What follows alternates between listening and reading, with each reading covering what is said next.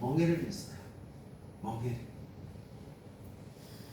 하나님께서 지시해서 예레미야가 멍에를 메고 각 왕에게 다 보여주는 겁니다.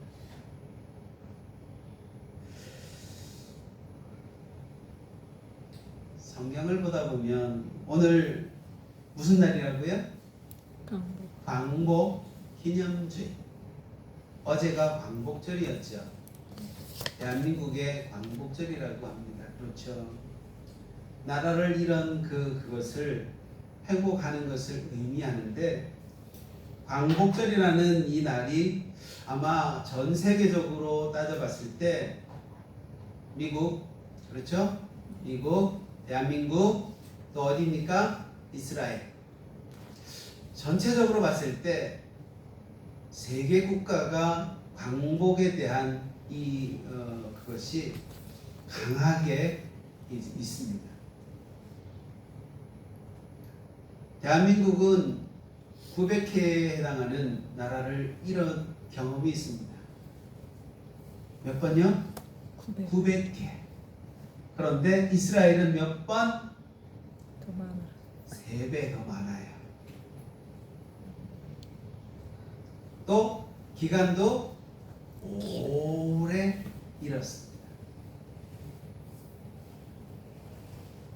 이스라엘 역사를 배우고자 하는 게 아니라 이스라엘 역사를 통하여서 우리나라가 우리 하나님의 사람들의, 그리고 예수를 믿는 그 하나의 나라, 그렇죠? 하나님을 섬기는 자지만 예수 안에 있는 사람들이 남은 자예요.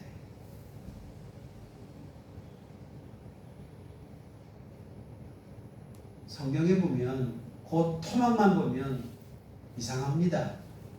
왜 느부갓네살 왕에게 순종하고 그 말을 거기서 살고 거기에서 아이를 놓고 거기에서 그 사람들을 순종하고 따르라! 왜 그랬을까요? 하나님은 이사야 39장에서 히스기야 왕이 실수한 게 있었죠. 승리에, 그리고 자기가 살아난 몇 년을 더 산 거예요. 15년을 살았을 때 그때 오는 그것으로 인하여서 사람들은 히스기야 왕이 너무나 교만해졌어요. 15년을 더 살았지만 15년 동안 그는 뭐 했을까요? 나라를 빼앗기는 거예요. 나라를 빼앗기는 과정, 이것을 눈으로 다 봐야만 했어요. 대한민국이 몇 년 동안 36년, 39년이라고도 얘기하고 그러는데 일제의 압박과 그 고통을 인내하며 겪어야 했습니다. 그런데 인류는 얼마나 큰 오랜 시간을 종의 멍에를 메고 살아야만 했을까요?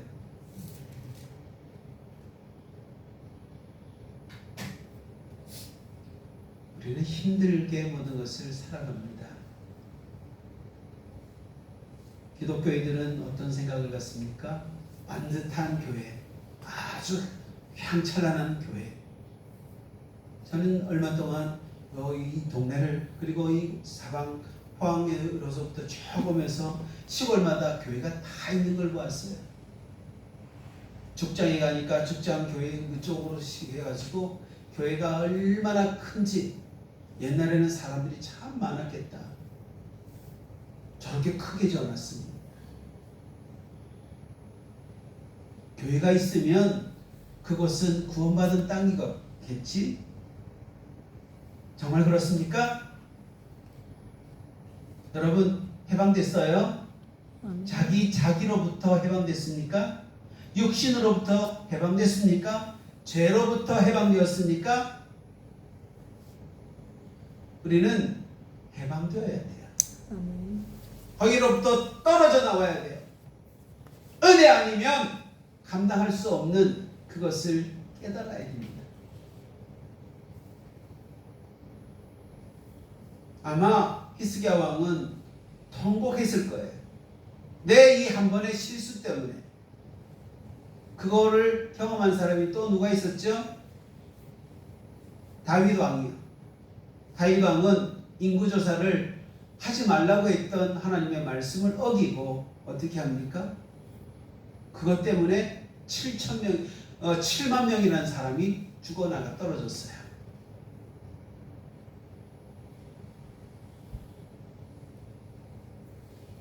뭘 하라고 하는 겁니까?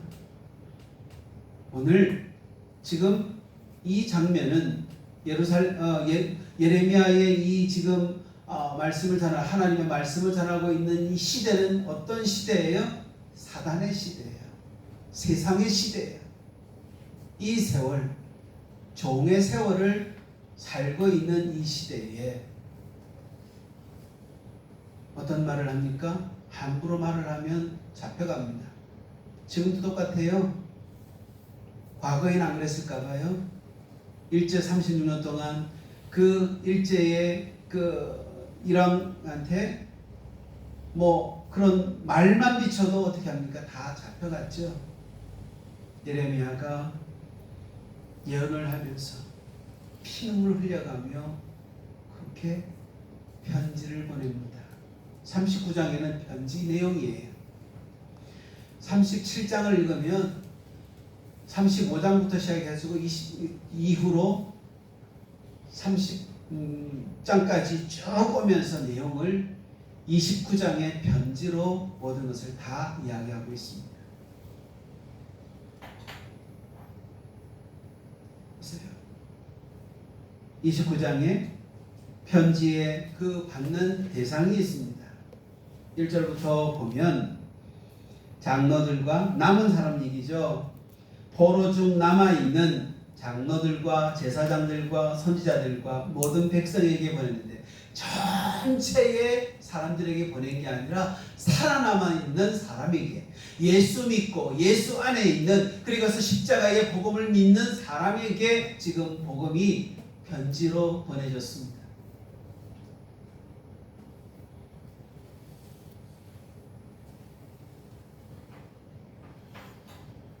히스기야 왕이 실수해서 어떻게 됩니까? 성전의 기물들이 다 바벨론으로 가져갔잖아요. 그렇죠? 그런데 하나님의 역사하심을 한번 보세요. 하나님은 어떤 역사를 27장에 한번 보면 나타나는 게 하나님의 주권에 대한 이야기가 거기 나옵니다. 하나님의 주권, 하나님의 통치. 이 나라는 누가 다스려야 된다? 그렇죠. 이재명 정부가 이 나라를 다스리는 게 아니라 하나님이 통치하는 나라가 되어야 한다는 거예요. 온 세상 열방 위에 있음을 지금 예레미야를 통하여서 지금 바벨론 포로로 잡혀가 있는 이 예레미야가 선포를 하고 있습니다. 하나님은 땅과 인간과 짐승들을 만드는 창조주인데 자신의 뜻대로 바벨론 왕 느부갓네살에게 모든 나라를 맡기셨대요. 그렇죠? 이거 어디에 또 나온 얘기입니까? 출애굽 전에 요셉이를 통하여서 어떤 역사가 있습니까? 야곱의 자손들이 어디에 머물게 됐습니까? 야곱 애굽의 땅, 고센 땅에 거기에 머물게 되었죠. 머물게 되면서 거기서 몇 년 동안 있었습니까? 기억나십니까? 예언할 때는 400년이라고 했습니다. 그런데 실제는 몇 년? 430년 있었습니다.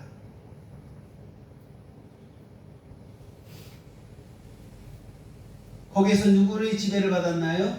애굽의 지배를 받았으나 독립적으로 있었습니다. 요셉이 살아있을 동안에는. 그 이후에 그들은 뭐 했어요? 거기에서 예배하며 거기서 하나님을 높이며 굶지 아니하고 잘 먹고 잘 살았습니다. 거기에서 한 일이 뭐예요? 인구를 늘리는 거였어요. 하나님의 백성을 점점 왕성하게 만드는 거였어요.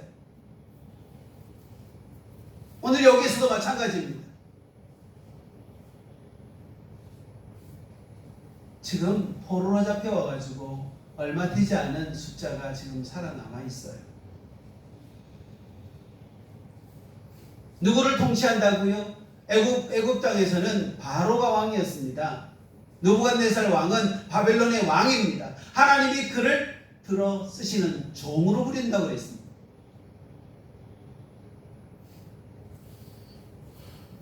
우리 기독교인들이 항상 얘기가 참 맹점이 하나 있습니다. 우리 교회는 예배는 우리 교회에 그냥 어떤 사정이 있는지 그거에 대해 가지고 그거 없이 내 교회에서만 가가지고 예배 드려야 된다나? 그럼 남의 교회 가면은 예배를 못 드려요? 웃기는 얘기잖아요. 지금 한번 생각해 보세요. 느부갓네살 왕이 지금 통치하고 있는 이때는 예배 드릴 수 있는 상황도 아니에요. 그런데 하나님은 그의 눈을 멀게 해서 하나님을 섬기고 따르는 일에 내버려 뒀어요. 이해하셨죠? 애굽 땅에 있을 때 요셉이 그 야곱의 자손들은 그곳에서 하나님을 섬기는 일에 뭐 했어요? 잘 했어요. 열심히 섬겼어요. 그리고 여기에서 지금 해야 될 일은 뭐라고요? 29장을 한번 가보면 나타나는 게 있습니다. 5절부터 보면 너희는 집을 짓고 거기 거하며 전원을 만들고 그 열매를 먹으라. 아내를 취하여 누구 아내를요? 세상에 있는 그 사람들의 아내를 취하는 게 아니죠.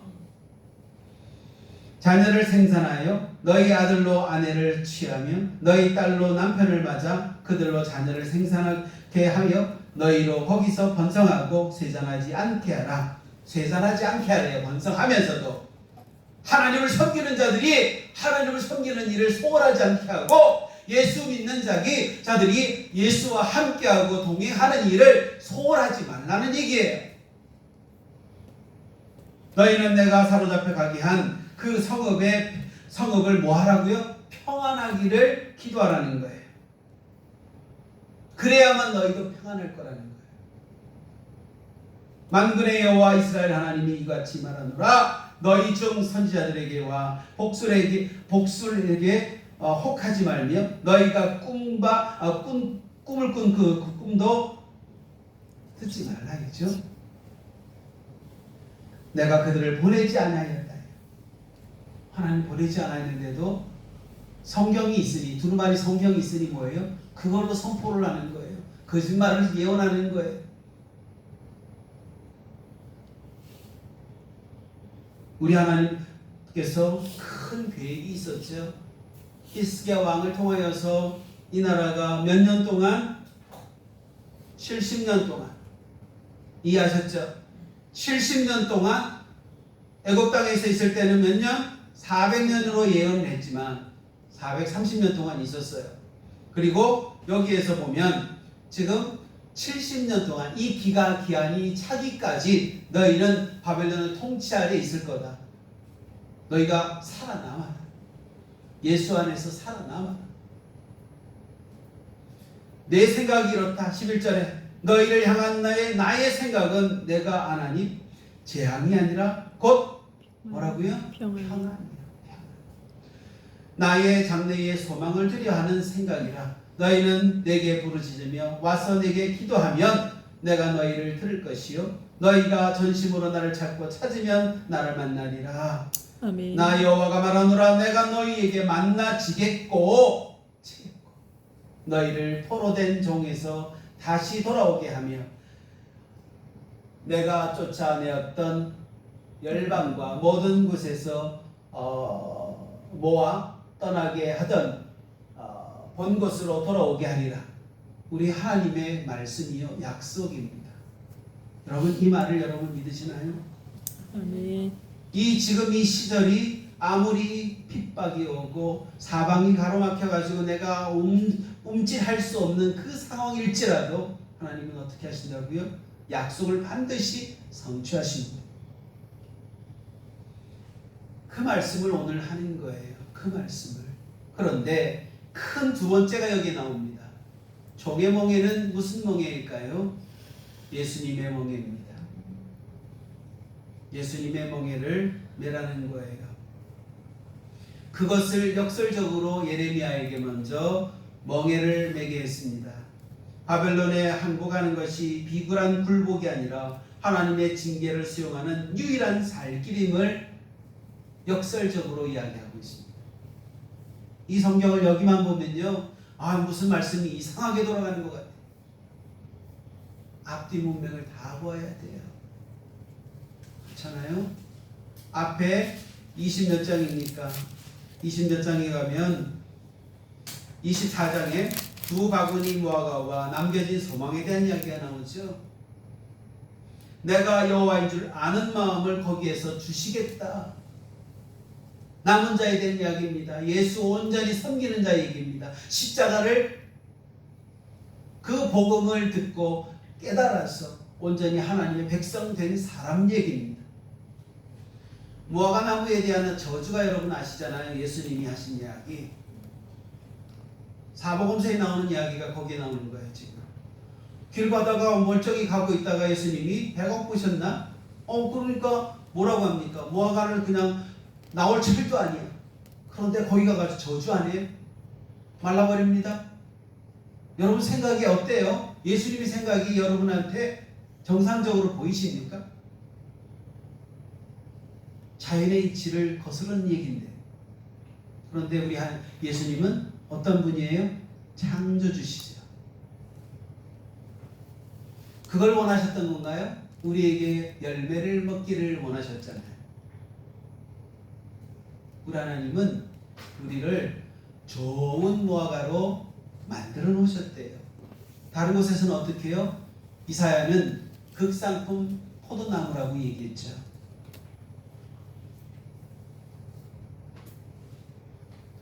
그러니 20장에 가면, 이거는 이제 오후에 설교할 내용이라서 나중에 말씀을 드릴 테고, 23장에는 의로운 가지와 불붙는 말씀에 대한 이야기가 나와요. 거짓 평강을 깨뜨리고 여호와 우리의 공의 안에 거하라고 말씀의 핵심이 나옵니다.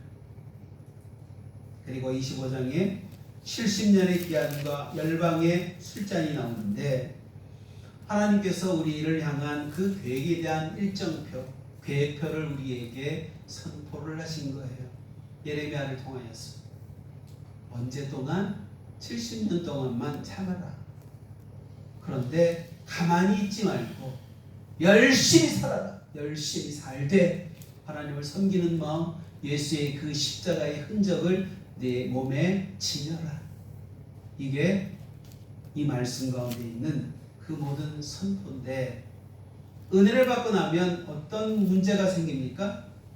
사단이 가만히 있지를 않습니다.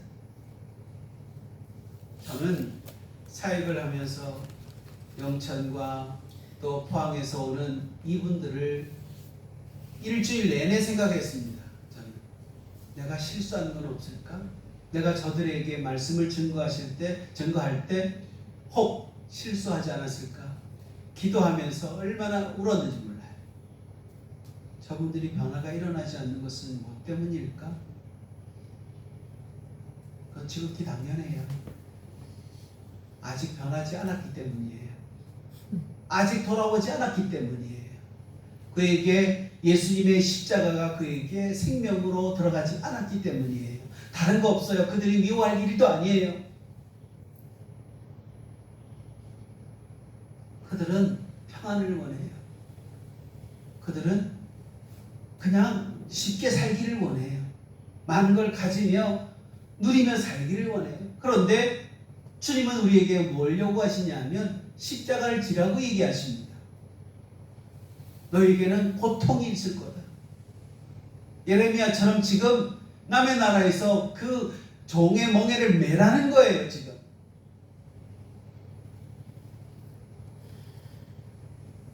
느부갓네살 왕이 의로워서입니까? 아니잖아요. 지금 누구를 다스리고 있는 거예요? 하나님의 백성. 하나님의 백성들이 잘